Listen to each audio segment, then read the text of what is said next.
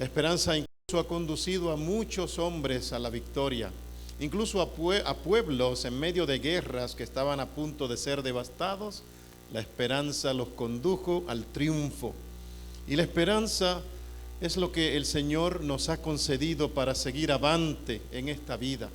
Y por eso durante esta semana queremos considerar una serie de temas que fortalecerán nuestra esperanza y por supuesto vivificarán nuestra fe. Esta noche o esta tarde el mensaje lo hemos titulado El regalo de Dios. Ese es el título del mensaje para esta noche. Y la lectura la encontramos en Mateo capítulo 8, versículos del 1 al 3. Vamos a leer la palabra de Dios. Voy a poner la lectura en la pantalla para que podamos leer esta preciosa porción de la Santa Biblia. Dice la palabra del Señor: cuando descendió Jesús del monte, le seguía mucha gente, y he aquí vino un leproso y se postró ante él, diciendo: Señor, si quieres, puedes limpiarme. Jesús extendió la mano y le tocó, diciendo: quiero, sé limpio. Y al instante la lepra desapareció. ¿Sabes? Este pasaje lo encontramos en la Santa Escritura varias veces. Este es un suceso que los evangelistas lo repiten. Uno de los milagros más asombrosos realizados por nuestro Señor Jesucristo. Y hay algunas frases que en verdad cautivan mi atención, sobre todo la respuesta del Señor a la pregunta del leproso: Señor, si quieres, puedes limpiarme. La respuesta del Señor Jesucristo fue inmediata: quiero, sé limpio. ¿Has pensado por qué razón el leproso formuló la pregunta? Al fin y al cabo, Dios descendió para bendecir a la humanidad, ¿no es así? El Señor vino a este mundo a traernos salvación y vida eterna. Vino para limpiar nuestros pecados y concedernos el poder sobre el mal. Vino también, por supuesto, para fortalecer nuestra esperanza. Pero en aquella época, hermanos, los leprosos eran personas completamente aisladas y desahuciadas. Cuando una persona era considerada leprosa, de paso era el sacerdote quien determinaba si la lepra ya había consumido o había atacado el organismo, si ya la persona tenía esa enfermedad. En ese caso, si era un padre, una madre, un hijo, un hermano, sea quien fuere, era inmediatamente separado de su familia. Inmediatamente perdía todos los privilegios. Si tenía un buen trabajo, tenía que desprenderse de esa tarea. Si había mucho dinero en el banco, si tenía muchísimas propiedades, tenía que olvidarse de todo. La persona era separada de la familia y era situada en un lugar que se le conocía como leprosario o leprocomio, y allí estaban todos los leprosos, hombres y mujeres, jóvenes y señoritas. Ahí estaban todos. Allí no había nombre, no había ni siquiera identidad sexual, no había identidad nacional ni identidad tampoco económica o racial. Todos eran iguales, todos estaban leprosos, estaban condenados a la destrucción, a la muerte. Tarde o temprano la enfermedad los consumiría. Aparte de todo, si salían del leprosario para moverse en el entorno social, tenían que mantenerse distanciados. Y qué palabra tan interesante para nosotros, que aprendimos muy bien durante los últimos casi 3 años, una distancia social que todavía en algunas áreas se exige. El leproso tenía que guardar distancia, mantenerse lejos, y no solo eso, cubrir su cuerpo con todo el atuendo, tenía que cubrirse. Y aparte de eso, caminaba lejos de la gente gritando como un loco: yo soy un inmundo, yo soy un impuro, para que de esa manera la gente se mantuviera lejos de él también, y así no hubiera contagios, porque la lepra era una enfermedad inmensamente contagiosa. Era prácticamente un paria, una persona desahuciada, apartada de la sociedad, no tenía ningún valor, simplemente vivía para morir. Cuando yo no sé qué sucedió, la Biblia no da detalles, pero de alguna manera este hombre se enteró de que Cristo contaba con el poder para sanarlo, y cuando él vio a Jesús, dice la Escritura que se postró, o sea, se arrojó a sus pies, y entonces expresó la frase que estamos comentando: Señor, si tú quieres, es verdad, yo soy un paria, yo soy un leproso, estoy condenado a morir, mi cuerpo hiede, estoy desahuciado, soy una basura, no tengo familia, he perdido mis recursos, me han apartado de la sociedad, no sirvo para nada. Pero Señor, si tú quieres, puedes limpiarme. Y por eso, hermanos, es que me cautiva la respuesta de Cristo. A pesar de que ese hombre se estaba consumiendo debido a la enfermedad, posiblemente infundía terror en los niños, sin embargo el Señor se dirigió a él y le dijo: quiero, sé limpio. Y sabes, el Señor tuvo compasión, el Señor extendió su mano y lo tocó. No solo le habló, no solo tuvo compasión del enfermo, sino que también lo tocó. Y estaba prohibido en aquella sociedad tocar a un leproso. La persona que tocaba al leproso inmediatamente tenía que ser citada con el sacerdote para ver si no había o si había contraído la enfermedad. Pero Cristo tiene todo el poder. Ninguna enfermedad puede contra Cristo. Él rompe cadenas. Y entonces él tocó al leproso y le dijo con esa ternura que lo caracterizaba: quiero, sé limpio. Y en el acto, una vez Jesús lo tocó, dice la Escritura que la lepra se apartó del hombre y el hombre fue sano en el momento. Hermano querido, apreciado joven y amigos allá que nos están viendo por las redes sociales y por Zoom, el Señor Jesucristo vino a este mundo a bendecir a la humanidad. Él vino precisamente a suavizar el dolor y el sufrimiento, que es mucho. ¿Has pensado alguna vez en esto? ¿Por qué hay tanto sufrimiento en este mundo? ¿Por qué hay tanto dolor? ¿Qué sucedió? Si cuando Dios creó todas las cosas, dice la Escritura que todo era bueno y en gran manera. ¿Qué ocurrió? ¿Qué sucedió? Dios había trazado un plan precioso. Dice la Escritura que cada día que Dios creaba, decía: esto está bueno. Evidentemente el Señor estaba pensando en nosotros, en la humanidad. Y cada vez que creaba, cada vez que terminaba un día de labor creativa o creadora, el Señor decía: esto está bueno.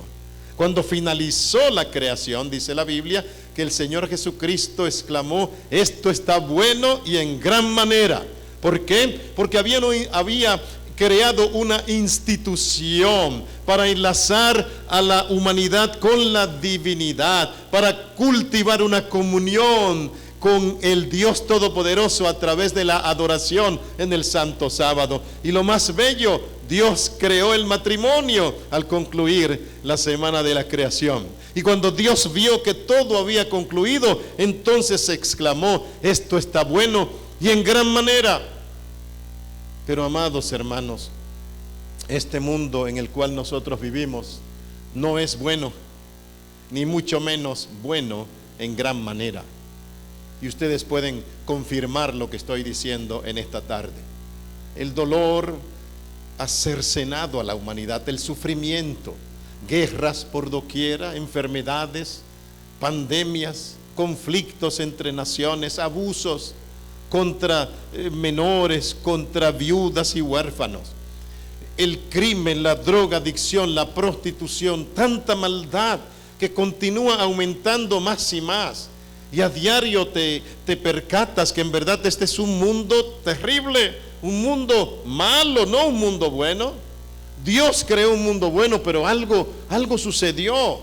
¿Cuándo y dónde comenzó el dolor y el sufrimiento? Porque lo que Dios creó era bueno en gran manera, pero ¿qué sucedió? ¿Por qué hay tanta rebelión en este mundo? ¿Qué fue lo que sucedió? Y eso es lo que yo quisiera considerar en esta tarde. Dice la Escritura que estalló entonces una guerra en los cielos. Miguel y sus ángeles peleaban contra el dragón, y el dragón y sus ángeles lidiaban contra ellos. Una guerra, pero hermana, una guerra en el cielo, en un lugar de paz. ¿Cómo es esto? Yo no puedo entender. ¿Cómo es posible que se desate una guerra en el cielo, donde lo que reina es la paz? Pero así ocurrió. Por eso muchos estudiantes de la Biblia, eruditos y teólogos, afirman que la presencia del pecado en este mundo es un misterio. No hay palabras para razonar esto, no hay palabras para explicar la presencia del pecado, porque Dios no creó seres pecadores. Dios creó seres santos con libre albedrío, desde los más encumbrados en el cielo hasta los seres humanos en este mundo. Todos fuimos creados a perfección. Cuando Adán y Eva fueron creados por Dios, dice la Biblia que fueron creados a imagen y semejanza de Dios. Todo era perfecto, pero algo extraño sucedió. Dice la Escritura en Apocalipsis 12: no se halló ya lugar para ellos en el cielo, y fue lanzado fuera el gran dragón, la serpiente antigua que se llama Diablo y Satanás, el cual engaña al mundo entero.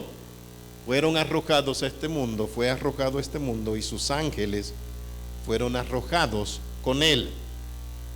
Ocurrió una rebelión en el cielo, y conforme a este pasaje bíblico, esa rebelión se trasladó a este mundo, aquí a nuestro planeta. Pero de nuevo pregunto, ¿una guerra en el cielo?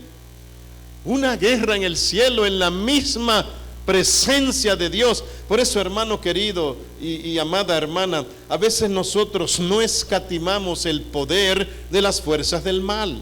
A veces retozamos como si fuéramos niños con las fuerzas malignas. El enemigo, dice la Escritura, y lo leímos, que engañó la tercera parte de los ángeles celestiales.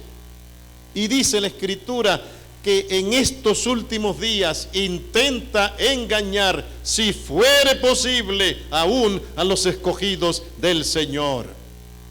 Esa guerra se trasladó a este mundo. En Isaías capítulo 14 y Ezequiel capítulo 28, la palabra de Dios abunda más al respecto. Uno de los pasajes favoritos afirma: ¿cómo caíste del cielo? Una exclamación increíble, porque se trataba de un querubín de alto rango en el cielo. Dice la palabra del Señor que él quiso ser semejante al Altísimo. El pecado afloró, surgió en el orgullo, en el deseo de un personaje encumbrado que quiso ser igual a su Creador. Así fue como empezó la maldad. Dice la palabra del Señor lo siguiente, leamos.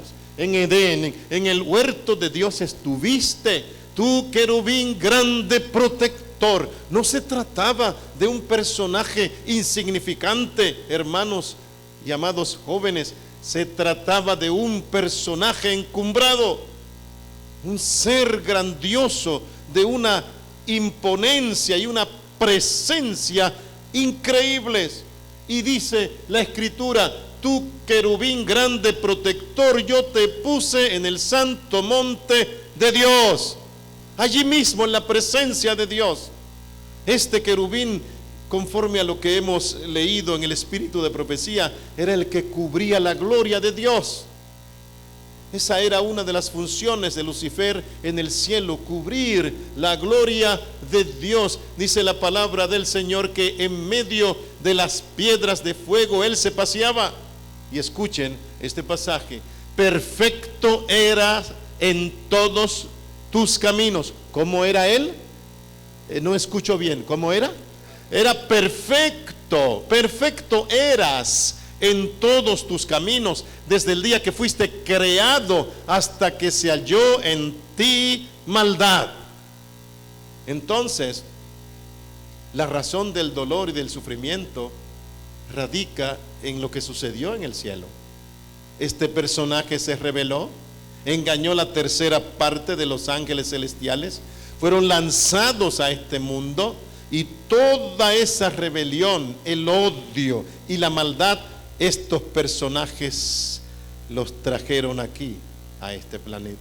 Las escrituras en el libro de Génesis presentan un diálogo interesante que nos ofrece la idea, aunque sea tenue, de qué fue lo que sucedió. Dice la escritura que Dios creó, como dije hace un rato, todo muy bueno, y había árboles frutales en el huerto del Edén.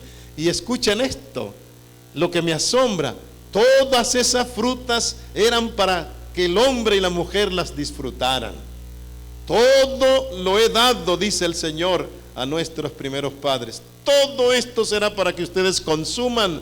Aquí tienen todo. Yo no creo, hermanos, que Adán y Eva probaron todos los frutos que había en el Edén, porque había muchísimos árboles frutales. La cantidad era interminable. Sin embargo, un solo árbol que estaba situado en el centro del Edén era la única prueba que Dios había puesto allí como lealtad. Solo un árbol en medio de cientos y posiblemente de miles, y a saber de cientos de miles de árboles frutales. Uno solo. Esta fruta no la toquen. No la toquen, porque el día que lo hagan morirán.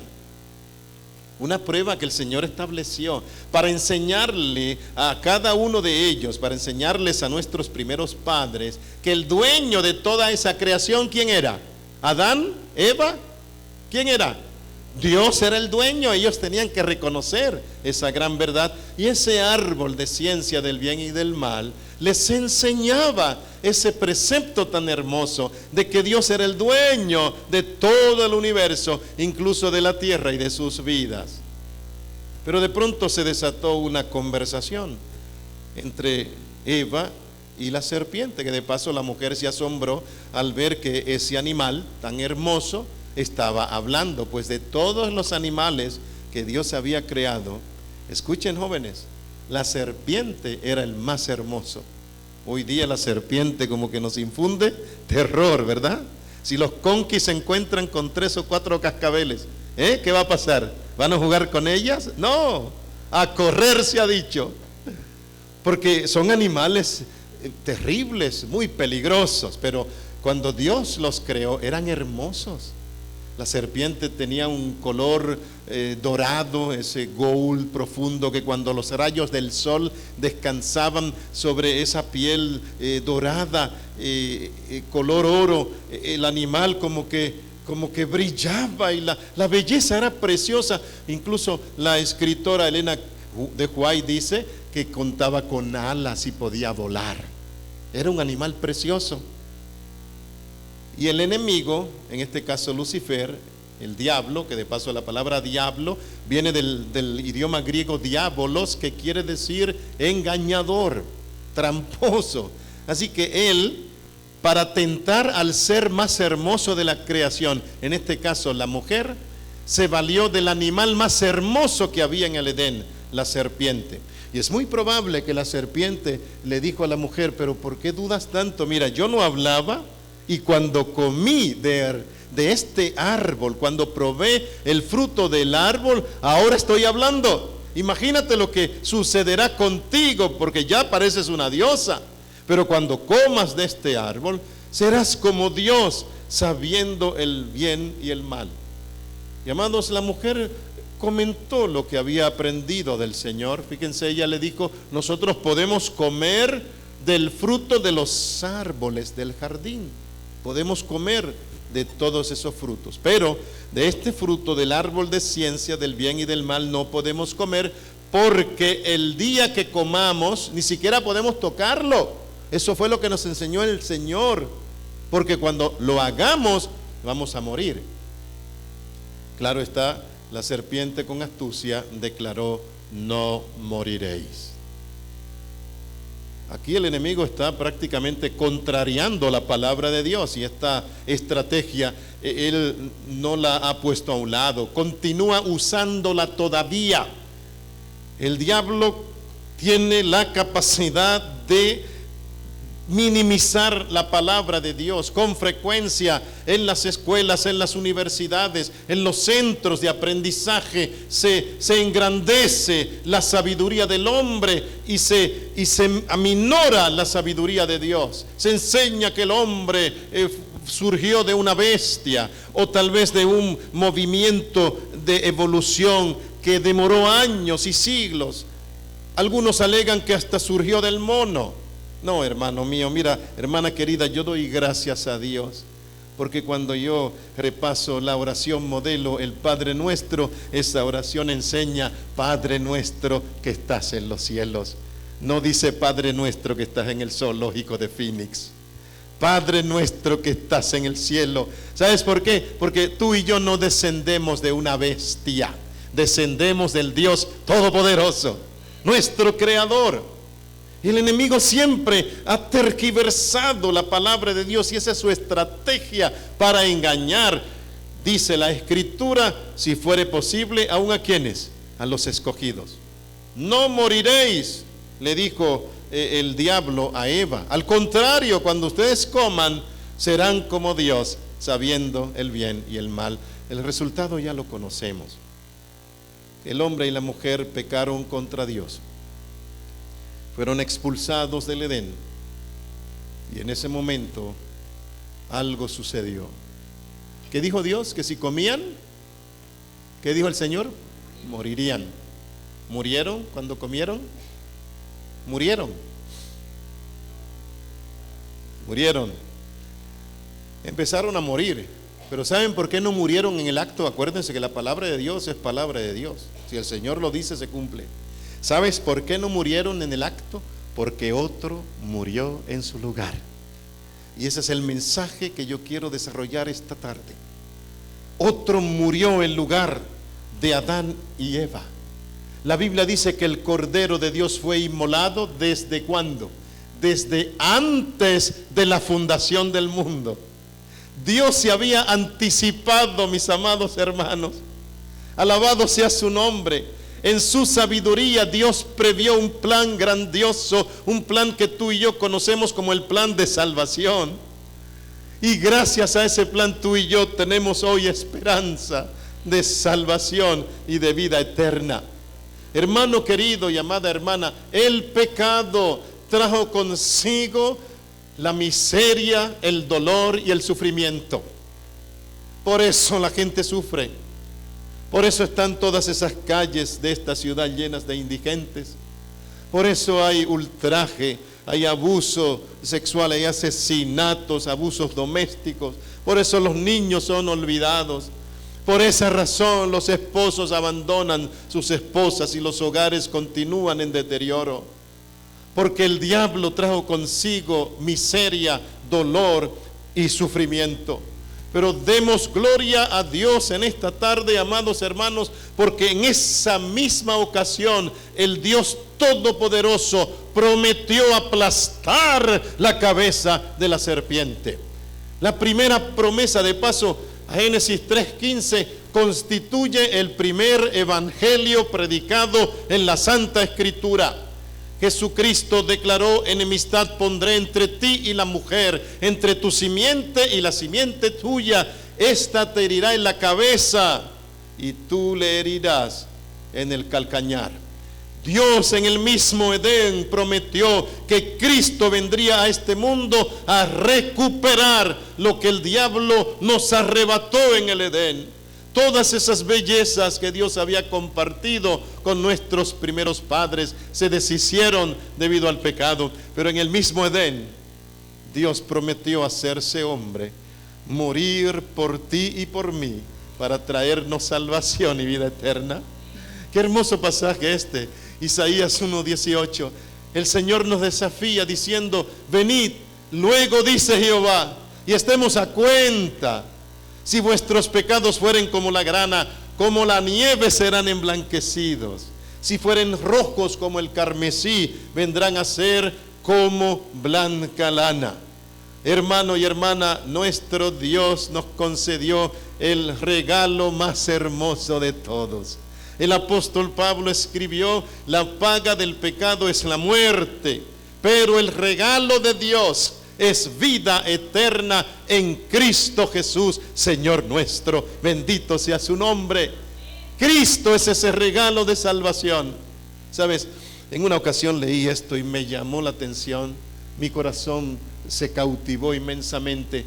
El escritor decía: siempre pensé que el verdadero amor tenía la forma de corazón, hasta el día que supe que Jesús murió por mí en una cruz.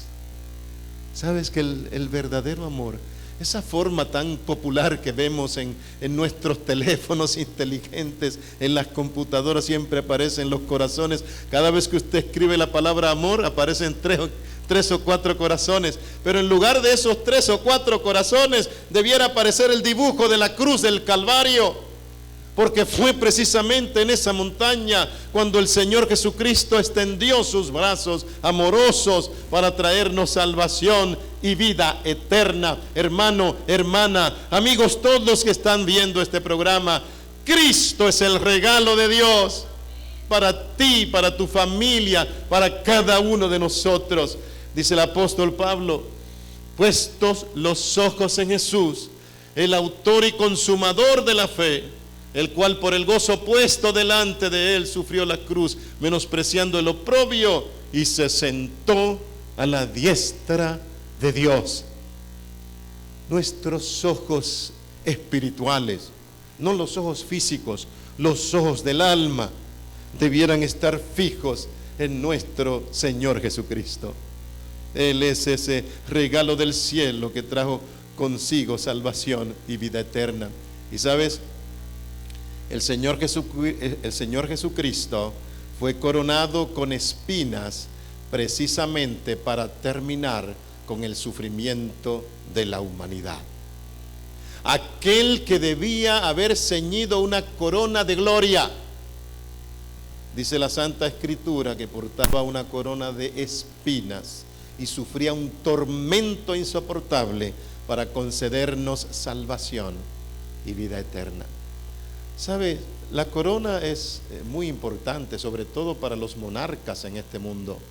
Los reyes y las reinas, ellos no escatiman en cuanto al uso de las coronas. Claro está, cuando se trata de una monarquía, los reyes o las reinas, cada uno de ellos quisieran portar la corona más valiosa de todas. Mira esta corona que vemos en pantalla. Esta es la corona de Maximiliano I de Baviera. Él, para conmemorar su reinado en el año 1806, mandó a hacer un conjunto de joyas a su corona. Y la corona del rey está adornada con diamantes, zafiros, rubíes, esmeraldas y perlas. Y se estima que cuesta más de 17 millones de dólares. Solamente la corona del rey Maximiliano. La corona de Wenceslao I de Bohemia, esta pieza que ves en pantalla, se hizo en el año 1347 y forma parte del tesoro checo, también conocido como las joyas de la corona de Bohemia. La corona de San Wenceslao está hecha de oro de 22 quilates y adornada con varias gemas preciosas como las perlas, las esmeraldas, los zafiros, rubíes. La corona presenta un total de 19 zafiros, un rubí, 20 esmeraldas y 20 perlas, y tiene un valor incalculable. Esta corona que vemos ahora en pantalla es la corona de Cristian, o fue la corona de Cristian IV, que fue hecha por Dietrich Feiren, un experto en joyas, en los años 1595-1596. Está hecha de oro completo, como puedes apreciar, oro pulido completamente de oro. Está adornada con piedras preciosas y cortadas, piedras preciosas cortadas y perlas que pesan 2.895 gramos. Está dividida en 4 por 2 zafiros masivos y decorada con volutas hechas de diamantes. La corona de la reina es un poco más delgada que la corona del rey y está adornada con diamantes tallados, y esas coronas están valoradas en millones de dólares. Esta es la corona de Catherine, o fue la corona de Catherine Henkel. Esta corona fue comisionada por un príncipe alemán llamado Guido Henkel von Danemark, quien se la dio como un regalo a su esposa Catherine en el año 1900. De paso, hay rumores de que esta corona también perteneció a la esposa del emperador Napoleón III de Francia. La corona tiene 11 esmeraldas que se pueden apreciar acá, 11 esmeraldas en forma de pera pulida, un total de 500 quilates, y un licitador anónimo pagó 12.76 millones de dólares por esa corona. Interesante cómo los reyes, ellos se esmeraban por portar o ceñir las coronas más valiosas de todas. Esta es la corona de San Eduardo. Tal vez estás familiarizado con esta corona. Está realizada totalmente de oro y decorada con piedras preciosas como zafiros, turmalinas, amatistas, topacios y citrinos. Los bordes de esta corona están decorados con perlas y pesa aproximadamente 2 kilos. Es la corona que ocupa el arzobispo de Canterbury para coronar a los monarcas del Reino Unido. Coronas inmensamente valiosas. ¿Cuántos han apreciado una que otra vez o alguna vez el concurso Miss Universo, que se celebra una vez al año? ¿Han visto ese concurso? Esa corona que usa Miss Universo, algunos expertos han dicho que cuesta entre 300 y 500 mil dólares. Unas coronas muy valiosas hemos visto nosotros en esta tarde, pero no hay una corona como esta. Ninguna de las coronas que nosotros vimos puede compararse con esta corona de espinas. ¿Sabes por qué? Porque esta corona de espinas fue la que Cristo portó para traernos perdón, salvación y vida eterna. ¿Qué dice el pueblo de Dios en esta tarde? Gracias al cielo, tú y yo podemos gozar de salvación. Ya no hay que morir. La paga del pecado es muerte, como leyó Javier esta tarde. Es la verdad. Esa es una verdad contundente del Evangelio. Pero una verdad más grandiosa es que el regalo de Dios es vida eterna en Cristo Jesús. Es cierto que hubo un diluvio, como discutíamos esta mañana en la lección de la escuela sabática, pero también es más cierto todavía que hubo un arca de salvación. Es verdad que Sodoma y Gomorra fueron incineradas con fuego y azufre, pero también es verdad que Lot y sus hijas salieron ilesos de en medio de la destrucción. Es verdad que hubo una hambruna en Egipto, muchos murieron y los pueblos temían por sus vidas, pero Dios envió a José para que fuera el gobernador de Egipto y así se salvara mucha gente por su intermedio. Y es verdad que el hombre, que tú y yo descendimos posiblemente a lo más bajo, que hemos pecado, que tal vez hemos construido muchos becerros de oro por nuestra mala conducta. Es cierto, es verdad, pero más cierto todavía es que la misericordia de Dios ha cubierto nuestros pecados y ha traído salvación, perdón y vida eterna. Gracias a que Cristo ocupó esa corona de espinas hace 2000 años atrás, y Él lo hizo por ti y por mí, precisamente para concedernos la victoria sobre el pecado. En una ocasión Él declaró: y yo, si fuere levantado de la tierra, ¿a cuántos? A todos atraeré a mí mismo. Y en esa palabra todos estamos incluidos nosotros en esta tarde. Nuestros seres queridos, hijos e hijas, esposos y esposas, padres, madres y abuelos, todos somos atraídos a los brazos amorosos del Señor gracias a su sacrificio. Y en esta tarde, hermano querido y amigo amado, el Señor Jesucristo te dice: porque yo vivo, tú también vivirás. ¿Sabes? Fue una decisión de Dios.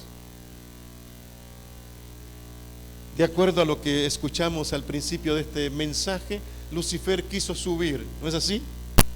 Ser igual a Dios. Dios, en cambio, determinó bajar, descender.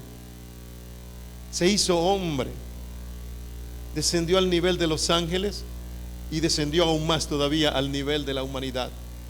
Si yo tuviera que descender 2 veces para salvar a mi enemigo, descendería al nivel de los animales y de ahí al nivel de los insectos. Dios se hizo nada, por eso el apóstol dice en Filipenses capítulo 2 que que el Señor se anonadó, se hizo nada para que tú y yo podamos ser algo algún día. Dios descendió para que tú y yo algún día ascendamos al cielo. Dios vistió nuestros harapos pecaminosos para que muy pronto tú y yo podamos vestir su atuendo de gloria.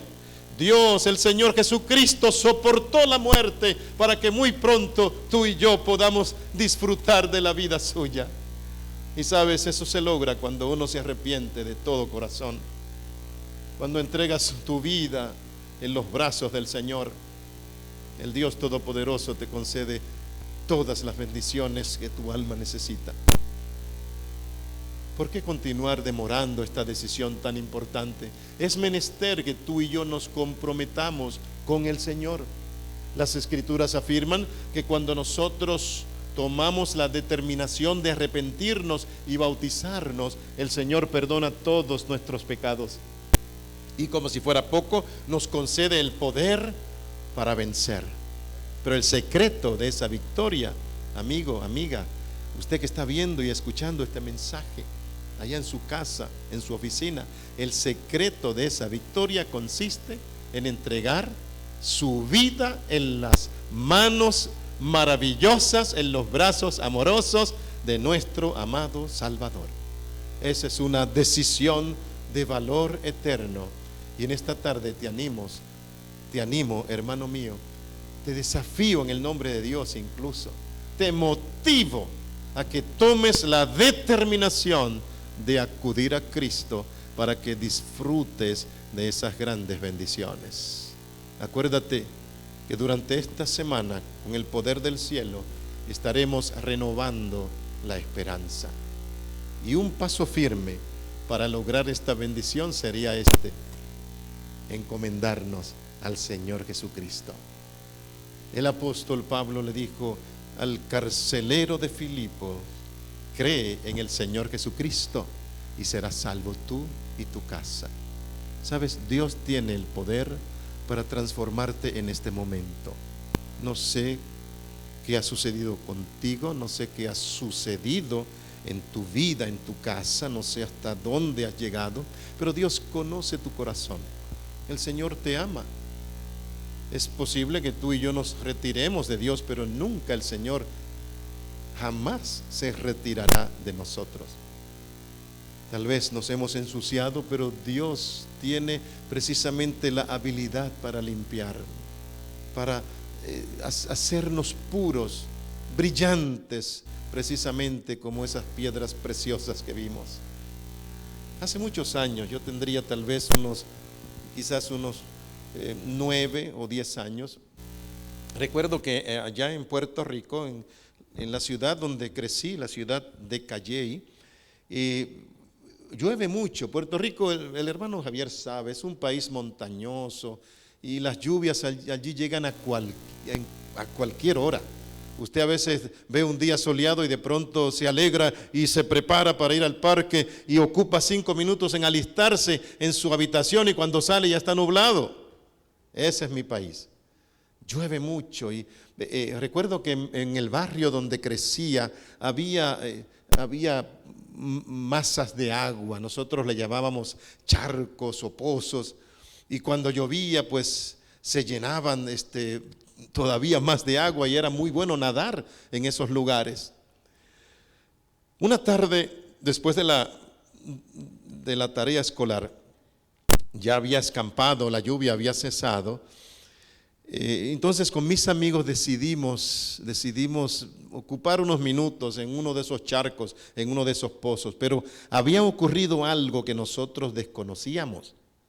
Resulta que hubo una avería en las líneas de agua, en las tuberías, Y entonces las aguas negras se mezclaron con otras aguas y se desviaron y llegaron incluso a acomodarse en diversos pozos de esos. Y para colmo nosotros caímos en uno de esos pozos. Y pasamos una tarde espectacular, eso fue maravilloso, como nadamos, pero no sabíamos que las aguas estaban contaminadas. Cuando mi padre llega del trabajo, yo estaba muy entusiasmado, como todo un muchacho a esa edad. Papi, estuve nadando con mis amigos, me hubieras visto, tremendo nadador que me estoy formando en un gran nadador. Y mi padre ya se había enterado de lo que había ocurrido. Y me dijo, ¿dónde nadaron ustedes? ¿A dónde fueron? Yo le expliqué, más o menos le indiqué, y mi padre se puso las manos en la cabeza, todavía me acuerdo como si hubiera sucedido hoy mismo. Y me tomó, mi propio padre me tomó sin decirme nada. Me quitó la ropa y me llevó allí a la bañera en mi casa y buscó el jabón más oloroso que había, el champú de más calidad, lo que había en la casa, lo que podía él utilizar, y empezó a bañarme de pie a cabeza, yo feliz, contento. Pero mientras él me bañaba me explicaba, mira hijo mío, ustedes se bañaron en una masa de agua contaminada con aguas negras. Y tengo que lavarte, tengo que quitarte todo esto, incluso llevarte al médico para que te examine. Y debo también hablar con los otros padres para que hagan lo mismo con sus hijos, porque ustedes se contaminaron con aguas negras. Y saben, hermanos amados, ay, ese fue el baño más rico que yo tuve en mi vida. Mi papá se destacó como todo un profesional bañándome, me perfumó, me puso ropa nueva.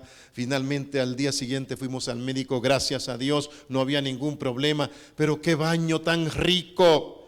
Mi cuerpo estaba perfumado, no les exagero, ese perfume se extendió por una semana, limpio por completo. Y cuando yo pienso en ese incidente, amados hermanos, y fijo mis ojos en lo que Cristo hizo por mí, alabo su nombre, porque algo así hizo el Señor. Estábamos contaminados, las aguas negras del pecado habían ensuciado nuestra existencia, pero el Dios del cielo se hizo hombre y Él decidió bañarnos con su sangre preciosa. El apóstol inspirado declaró, la sangre de Cristo limpia de todo pecado.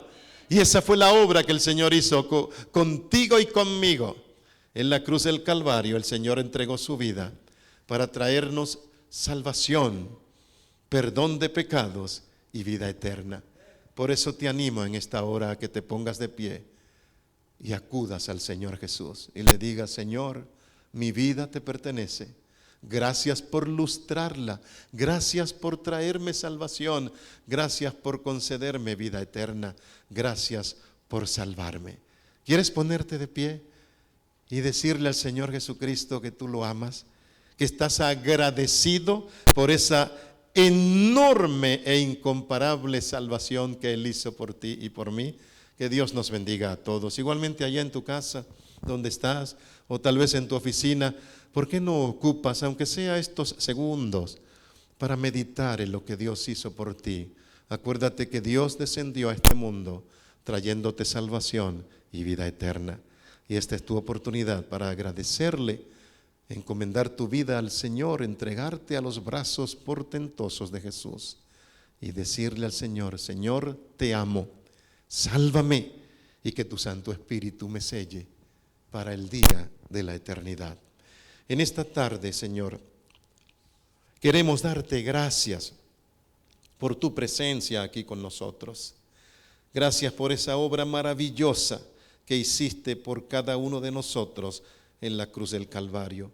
Porque en verdad te hiciste nada, te hiciste hombre, viviste una vida perfecta. Y esa fue la vida que entregaste por nosotros en la cruz del Calvario. No fue una vida cualquiera, fue una vida perfecta. Es verdad que moriste por nosotros y fuiste sepultado, pero resucitaste porque tú eres la resurrección y la vida.